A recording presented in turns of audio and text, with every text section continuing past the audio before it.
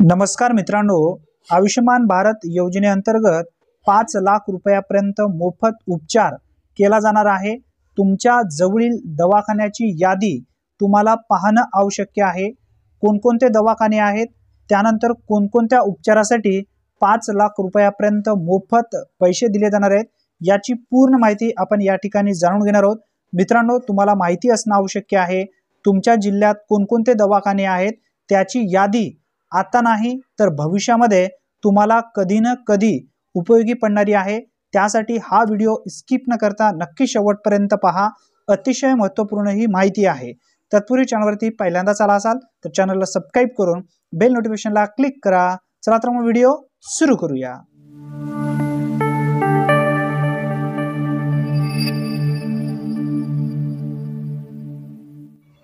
मित्रांनो, तुमच्या जवळील हॉस्पिटलची यादी पाहण्यासाठी सर्वप्रथम गुगलमध्ये pmjay.gov.in या नावाने सर्च करा। या ठिकाणी मी दाखवत आहे, पहा तुम्हाला ज्या पद्धतीने या ठिकाणी उल्लेख करण्यात आलेला आहे अशाच पद्धतीने तुम्हाला गुगलमध्ये सर्च करून घ्यायचं आहे। सर्च केल्यानंतर तुमच्या समोर असा पेज ओपन झालेला दिसेल। यामध्ये फाइंड हॉस्पिटल नावाचा एक ऑप्शन आहे, याला क्लिक करून घ्या। याला क्लिक केल्यानंतर तुमच्या मोबाईलमध्ये परत एक दुसरा पेज ओपन झालेला दिसेल। त्या पेजवरती तुम्हाला तुमच्या जवळील जेवढे काही हॉस्पिटल आहेत सर्व हॉस्पिटलची यादी तुम्हाला सविस्तररित्या पाहता येणार आहे। कोणकोणते हॉस्पिटल आहेत, या हॉस्पिटलमध्ये कोणकोणत्या आजारावरती उपचार केला जातो याचा पूर्ण डिटेल्स तुम्हाला या ठिकाणी समजून येणार आहे। मित्रांनो, अतिशय महत्त्वपूर्ण ही माहिती आहे, व्हिडिओ स्किप न करता नक्की शेवटपर्यंत पहा। सर्वप्रथम राज्य निवडून घ्या, त्यानंतर तुमचा जो जिल्हा आहे तो जिल्हा निवडून घ्या। जिल्हा निवडल्यानंतर खाली तुम्हाला या ठिकाणी समजून येणार आहे की हॉस्पिटलचे नावे, हॉस्पिटल कोणकोणते आहेत आणि त्या हॉस्पिटलमध्ये कोणकोणत्या आजारावरती उपचार केले जात आहेत। सर्वप्रथम आपण इतर राज्य सिलेक्ट करून घेऊया, त्यानंतर जिल्हा सिलेक्ट करूया।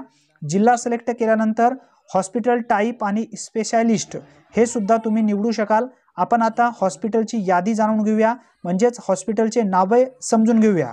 आता हॉस्पिटल नेम यावरती तुम्हाला क्लिक करायचं आहे। समोर एक बाण दिलेला आहे, त्या बाणवरती क्लिक करा, बाकी कुठेही क्लिक करू नका।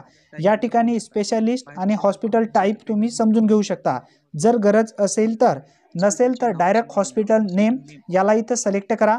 सिलेक्ट केल्यानंतर तुमच्या जिल्ह्यातील जेवढे हॉस्पिटल आहेत ते सर्व हॉस्पिटल या ठिकाणी दिसणार आहे। हॉस्पिटलची यादी पहा, कोणतं हॉस्पिटल तुम्हाला जवळ पडत आहे आणि कोणत्या हॉस्पिटलमध्ये तुम्हाला उपचार करायचे आहे हे समजून घ्या। त्या हॉस्पिटलला सिलेक्ट करा।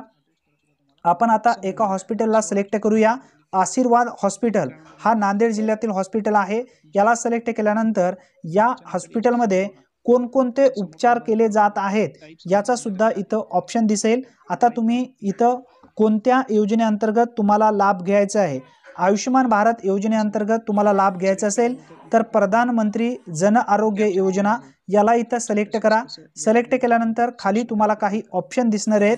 आता या ठिकाणी जो कॅप्चा दिसत आहे तो जसा आहे कॅप्चा तशाच पद्धतीनं सेम टू सेम तुम्हाला समोर टाकून घ्यायचं आहे आणि टाकल्यानंतर सर्च या बटनावरती क्लिक करायचं आहे। मित्रांनो, पूर्ण सविस्तर समजून घ्या, कारण भविष्यामध्ये अतिशय महत्त्वपूर्ण ही माहिती तुमच्यासाठी असणार आहे।